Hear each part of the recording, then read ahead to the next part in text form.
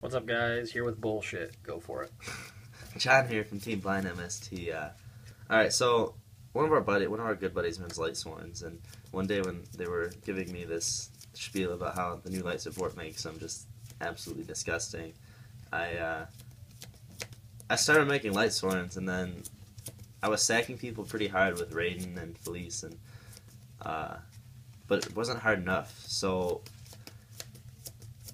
this deck has become a thing. I didn't realize this deck was becoming a thing when I don't know if I built it before it became a thing, but this is actually a pretty old deck, like, by my standards. So here it is. I call it Judgement Dragons. A lot of people call it Lightsworn Rulers, but, you know, that's whatever. For the Lightsworn engine of the deck, I run 2 Ryko, because it's Ryko. You can pop a card, mill 3. It's a decent opening play. It's better than, like, normal summoning as one of the Lightsworn monsters and just passing turn just to get the mills. Anyway, so 3 Ryko, 1 Jain, because she, actually 2 Jain, because she beats the shit out of things. She can attack over a lot of things. She goes up to 2100. That's nice, and she mills.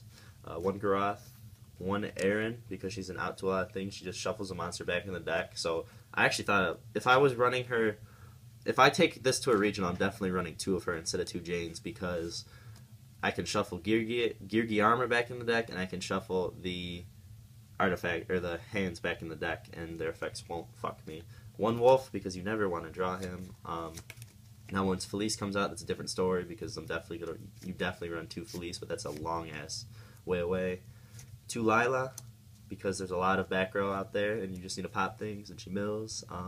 And you can, a lot of times I'll use her effect to pop something, and then use her to overlay. 1 Aurkus, because you just need as many Lightsworns as you can. He can't be targeted. Your Lightsworns in general can't actually be targeted. So it's just sometimes that effect barely comes into play. He's mostly in there because I run 3 Lumina, because Lumina plays are huge with this deck. You can go into Leviair and bring back your banished level 4s and then start going off, or you can just, I go into Alucard a lot with her actually. A lot of times I'll Lumina for Lumina to bring back a Lyla, go into an Alucard, pop 2 back row, and then go off. So that's it for the Lightsworn monsters. Besides, of course, Jesus Dragon, JD. Everyone knows what JD does. Anyone, or at least anyone who's been playing the game long enough to still have battle scars from when Lightsworns were broken as shit. And I run 3 Lightray Diabolos. JD needs 4 different Lightsworns. He just needs 5 light monsters. They can be the same name. It doesn't matter. You just special summon him. He's a level 7, so he can overlay with the Dragon Rulers to go into broken things like Dracosac and Big Eye. His other effect's actually really useful. You banish a light monster, and you look at one of your opponent's face-down spell and trap cards, and then you can choose to either put it on the top of the deck or the bottom of their deck. I used to run Harpies. The only reason Harpies were so disgusting, besides the fact that obviously they were just a sacky OTK deck, was they had draw control over you. They could Chidori something and put a potentially useless card back onto your deck. I mean, if you didn't really have a big play in your hand, you definitely don't have a play your next turn, you're really fucked. So 3 of him, of course, 1 of each of the Dragon Rulers, because you need to be able to banish dragons for this deck to be able to search your JDs, but I'll get into that in a second. And just fucking reoccurring beat sticks that can go into sacky extra deck monsters. 3 Eclipse Wyverns. When he's sent to the graveyard, doesn't matter how, you banish a JD, and when he's removed from play from the graveyard, you add that JD to your hand. You don't have to add JD, but you can actually add this card as well. Sometimes I do that, but only in very specific circumstances that I really want to pop face down cards before I go off. It's not uncommon for me to add all 3 JDs to my hand in 1 turn in this fashion. But I guess I'll get into playstyle at the end. And then 2 Collapserpents. You can banish a light monster to special summon him. So basically you banish Eclipse Wyvern, add JD to your hand, and then you use him to overlay. A very, very, very common play was like first turn set Eclipse Wyvern, they attack into it, okay, banish JD. My turn comes around, normal summon Lyla, pop a back row, banish Eclipse Wyvern, normal special summon Collapserpent, overlay into like Lavalval Chain, and then if I had enough monsters for JD, I would just, you know, like send another Eclipse Wyvern so I could get more JDs, and if not, I would set up for more monsters, or if I had another like level 4, I would send a Wulf and just play. It just opens up a lot of plays. Like, as sacky as this deck is, and as much as it seems like, oh, it's just bullshit, all they do is add JD and flood JDs, this deck actually has a shit ton of plays, and just a lot of ways you can just sit there, think for a second, like, oh, okay, I'm going to just get around this. And then, of course, one honest. That's it for the monsters. Onto the spells. Run charge, because you're only allowed to run one. 3 solar recharge, because, I mean, it's almost never dead. I mean, sometimes you open dead. And then Foolish and Erota, because it thins the deck, and because you can send Eclipse Wyverns or Wolves if you need them, or the E-Dragons, so then you can banish your Eclipse Wyverns and start going off. And for traps, I run 3 breakthrough skills and 2 skill prisoners. The reason I run these is because I don't run any of the 1-ofs. I don't like to set things. I don't like anything that has to be like played from my hand to be live. Because even when the monsters mill, pretty much all of the monsters have a secondary purpose in the grave. Either they're going to count for the requirements or something, or they're banish fodder. So, like, if I put the 4 staples in and I mill one of the 4 staples, then that's, like, super degenerate for my deck. But breakthrough skills, if I mill them, obviously I can't use them that turn, but, like, maybe later in the game I can use them. Basically, effect or something on my turn. I mean, it's not well, it is chainable on my turn, so which is good. And skill prisoner, it protects my monsters, and it is chainable on my opponent's turn. So that there's a lot of times when there's a lot of people that don't know that, and they would just go to like 101 something and skill prisoner it. So that's really good. That's it for the main deck. Onto the extra deck.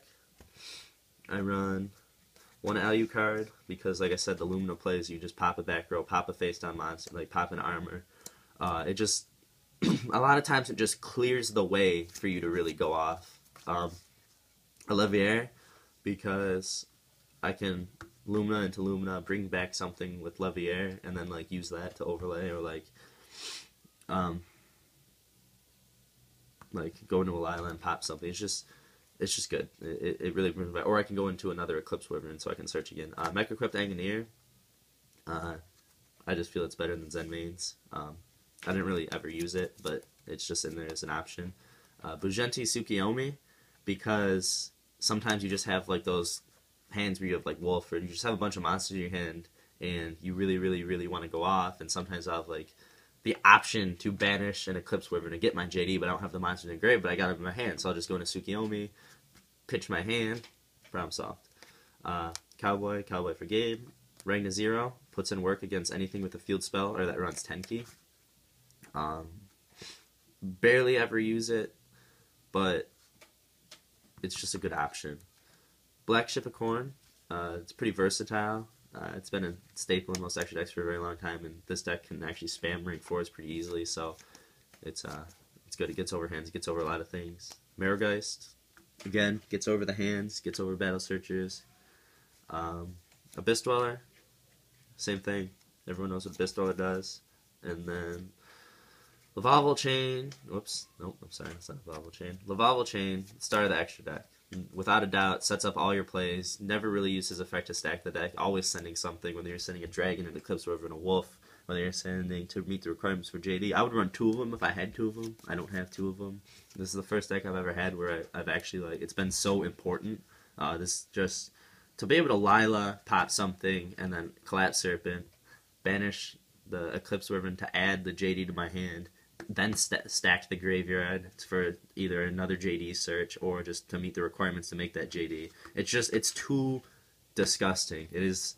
I don't think that this deck would be as consistent as it is without this card, because one thing Lightsworns have never really had since, I mean, Charge, well, aside from when they had Honest and Charge Unlimited and they were just literally broken, they've never really had consistency, and I feel like Lavalval Chain just adds so much consistency to this deck. This deck is really consistent, surprisingly consistent. I would say in the tournament I just played in, I played 2 buddies who normally don't come to our locals, played them round 1 and round 2, felt so bad for them because both games, I won game 1, they went first game 2, and on my first turn, I used Lyla and Alucard to clear all their back row, summoned a JD or Lightray Diabolos to clear the last thing, and then just summon the other 2 JDs for game. Like, it's so gross. Everything in this deck you just search JD and you search JD and you search JD, and then you just wait. You wait until you have cleared your opponent's field, and then you start summoning JDs and you just push for game. I have nuked 4 monsters off my side of the board just to make room for my other JDs to come through an OTK for game. Like, it's just, this thing's so fucking consistent, it disgusts me. Exciton, because you need an extra deck JD if you can't get into them for some reason. Silent Honors, because sometimes things can't be destroyed. Silent Honors, a lot of Beals. It's my only out to Beals, really. Besides Big Eye and Draco Sack. Don't really need to say much about these. Anyone who's ever played against dragons knows why those are in there. And then Felgrand. I barely ever go into Felgrand. The only real reason he's in there is because he is the best rank 8, and very, very rarely I'll be grinding with somebody and I'll have more than one GD left on my side of the board and I won't have killed them that turn and I don't want to mill myself out, so I'll just overlay into Felgrand. For the side deck, I mean, this kind of a deck really doesn't need much of a side deck because you're going to mill most of your things, but I mean, it's just there to be there. 2 Blackhorns, because Blackhorn's a really good card. 2 Effect Failures, 2 Rivalries.